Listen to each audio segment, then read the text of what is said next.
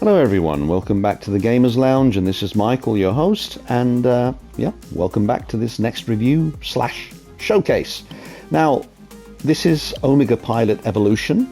It's developed by Exocus, if that's pronounced correctly, and published by Funtech. Now, the devs are the ones that brought us a game called Exocars, which was VR only, I believe. On YouTube, the various footage suggests that this came out quite a few years ago. I've seen people play it 3-4 years ago, so I believe it must have come out in VR only. I don't have a VR set, so this is running on my normal flat screen base PS5 with a controller. There's no VR to speak of. So Omega Pilot Evolution is another Wipeout clone, another Wipeout style game that features futuristic hovercar racing, some several hundred or thousand years into the future. We just don't know. The write-up on the PlayStation Store tells us that it's very deep, it's very extensive. You've got a career mode, which is what you have here, series mode, bots mode, where it's like a practice mode. You can try any race on any track. All of the tracks are unlocked from the get-go. The game is said to have 28 of them. Multiplayer I haven't tried yet, but I'm not a big online player, so we're going to concentrate on the single player. So career mode, when you enter it, you race on these tracks, and even if you come last, you still unlock the next one. But with every track you race on and finish, you earn credits. So with the credits that you've amassed, you enter into series mode, and you join whatever series you want to. I'm going to go into bots mode to start with. Now, what I was saying about what the write-up says, it says it's deep customization. You can choose your colors, your liveries, which you can, because I've seen that. You can pick up all different types of weapons like EMPs, grenades, blasters. I tried a little bit of weapon blasting. It's a little bit chaotic, not very appealing, not very inspiring, but more on that later. And the other thing, it says you can upgrade your ship as well for, power, speed, braking. I haven't seen any of that. I'll show you what I have seen. Customization. So if you go to the cogwheel there, that's just your options, okay? So you can toggle your opponent's nicknames, opponent's visibility themselves, reduce tilt angle. I think that's for VR only though, if you play it in VR. Sound speaks for itself. I've turned down the master volume because it was really loud and you wouldn't have been able to hear me. And crossplay speaks for itself. So we'll come out of there. And customization. So if you look in front of you there, it shows you what's available. So you've got different tiers here. So premium, all they are just colors. So this is for example, these are cockpits, right? So you can choose your different color for your different cockpit. Premium, epic is a little bit less expensive. So premium is $20,000, epic is $10,000, rare is $5,000, and then you get your base model, which is $2,000. So there you have it. That's the one I chose.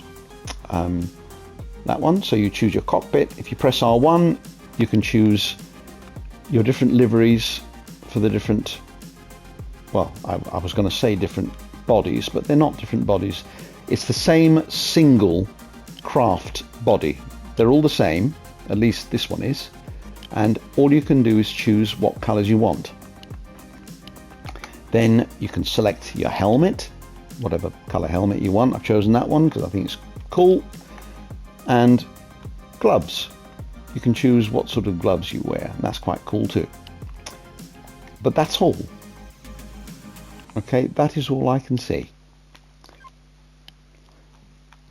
I haven't seen anything to upgrade your vehicle's handling or to choose different body styles like you can in Wipeout and other Wipeout clones. You can choose different crafts that look different, they handle different. So far I've only found this one craft and it handles in the same way, unless elsewhere in the game, or the more you progress through the career mode or something, there's another mode that you can actually open up, that you can unlock, where you can customize your vehicles and upgrade them so they handle a bit differently, so they go faster or they have better braking or aerodynamics, whatever. But anyway, I just haven't seen that yet. So that isn't true to what the write-up says on the PlayStation Store. Now, we're going to go into the tracks here. So let's go into that one. So in bots mode, you can choose, like I said, it's just like a practice mode. So easy, medium, hard, ultra hard. Okay, we're going to go with easy. Now, the music is superb. I really like it. It suits the game perfectly. It helps give it a little bit of atmosphere, because it's like, you can tell it's futuristic style melodic tracks, and they do have a tune, which is nice. They're not like the thumping, pulse-pounding techno tracks from the Wipeout series, especially the first one, which were absolutely iconic. They're brilliant. But more on that a little bit later. As far as the volume levels are concerned, you can leave them the way they are, because they're not invasive of each other. For example, if I stop talking for a second, you can just about hear the humming sound of your vehicle as you accelerate. You can just about hear it, but it doesn't drown out the music, and vice versa. But you can adjust the volume levels according to your taste. I just turned down the master volume just for the sake of this review, so you can hear what I'm saying. So visually, I mean, the tracks are all pretty diverse from one another, but they are very sparse. They have very basic detail. For example, when you look at these tracks, what I see is, unlike Wipeout, and I'm talking about the original Wipeout on the PlayStation, on the original one, that managed a certain type of grittiness to it, a certain type of believability that in a possible future, that's what we would be doing when it comes to racing. We'd be ditching Formula One cars with wheels in favor of hovercar racing, and the world building is there because the tracks are, set in different parts of the world, so it's believable in that respect, and there's a certain grittiness to them. There's a little bit of graffiti, there's a bit of dirt here and there. There's some in old industrial ex-factory buildings that are no longer used. There are domestic buildings where people live. There are office blocks where people work.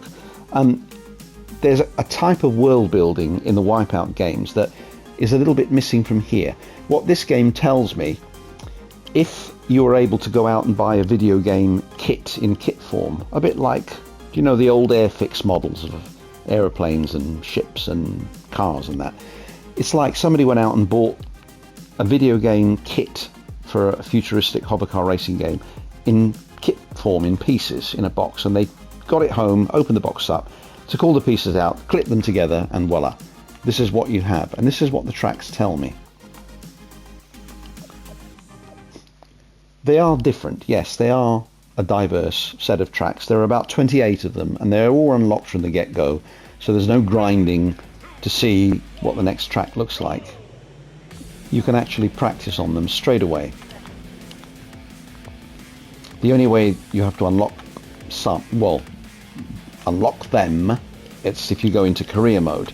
But if you go into bots mode first, they're unlocked anyway, so you can try them out.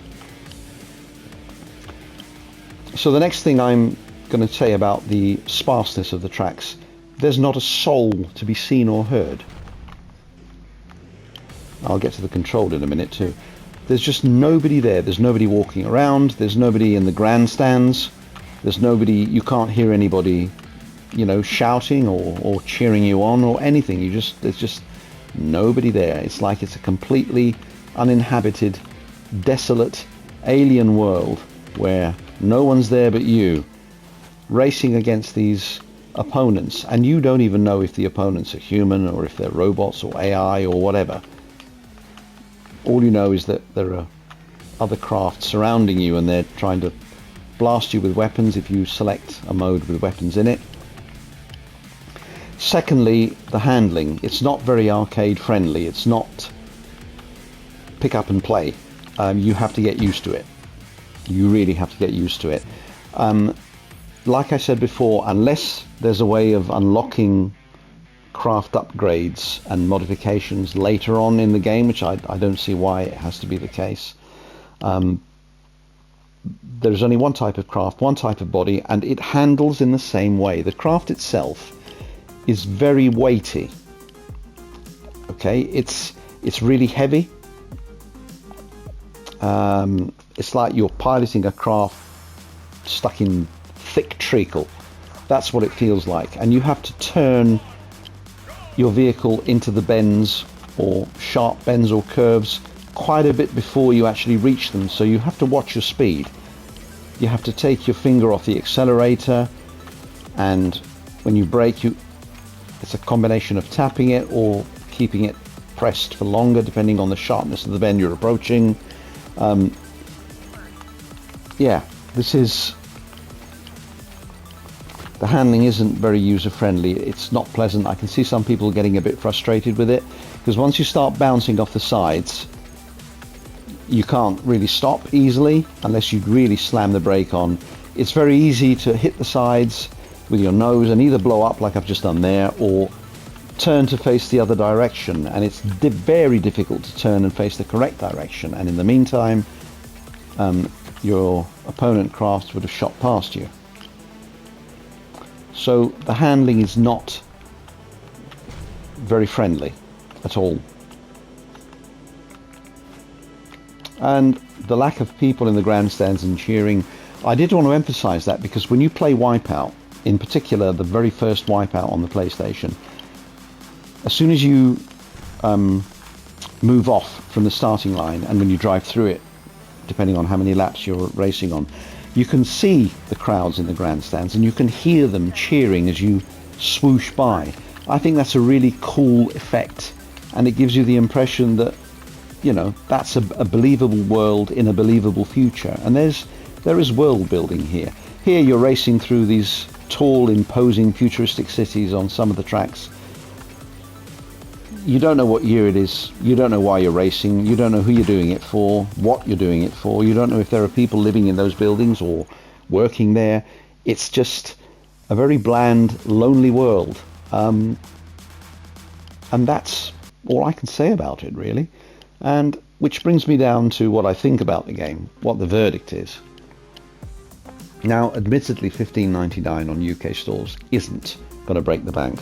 If the game were like $29.99, I'd resent it a lot more, because you think, okay, so what have I got for £30? I've got a game that doesn't do what it says on the tin, what it says on the PlayStation Store. I would do an actual read-up about that, because it actually tells you things that it actually doesn't. The game doesn't actually deliver on, unfortunately. But anyway, other than that, I'm not going to say it's completely bad. There's some fun to be had, in particular if you decide that you want to take it online. Like I said, I've not tried the online yet, but you might be able to have some fun with it. You just never know, really. But anyway, as far as the write-up is concerned, let me just read a few passages for you. Omega Pilot Evolution, high-speed futuristic racing experience, pushes the limits of anti-gravity flight. So race in immersive VR or play on a regular screen, first and third person. Take control of cutting-edge anti-gravity ships, master precision piloting. Yeah, certainly precision piloting, all right. Across dynamic tracks built for extreme speed, tight control, and skill-based maneuvering. Yeah. Multiplayer leaderboards, challenge real players real time. Combat racing, pick up and deploy a wide arsenal of weapons, including energy blasters, EMPs, shields, and tactical abilities to outmaneuver and outgun your opponents. Then we have deep customization and upgrades. Earn in-game currency through races and victories. Upgrade your ship's speed, handling, and durability, or unlock, and it says or unlock, visual customizations to create a unique racing style. So smart matchmaking and synchronous rivals, always race against opponents close to your skill level, even while offline. So yeah, like I said before, if there is any way of unlocking vehicle upgrades where you can upgrade your durability or your speed, your handling, whatever, like it just says in this write-up, then I think it's a bit strange that they've, you know, hidden it so you have to unlock it. I think that's a bit strange. I think it's not there, personally. They may have to address that in a patch. I hope they do. Let me just do something I haven't done before. I was going to show you the other viewpoint. There are only two views. There's the outside behind the craft view, which is this one. If you press triangle, here's your cockpit view, which, oh mamma mia, che vertiginoso, cazzo. No, I better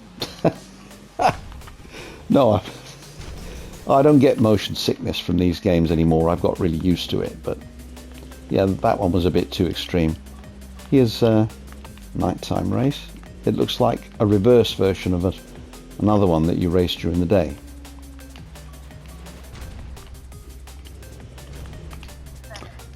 So yeah, this one you really have to sort of maneuver slowly and carefully. It is definitely precision maneuvering. It's not like, you know, the arcadiness of Wipeout or any other of its clones on other systems.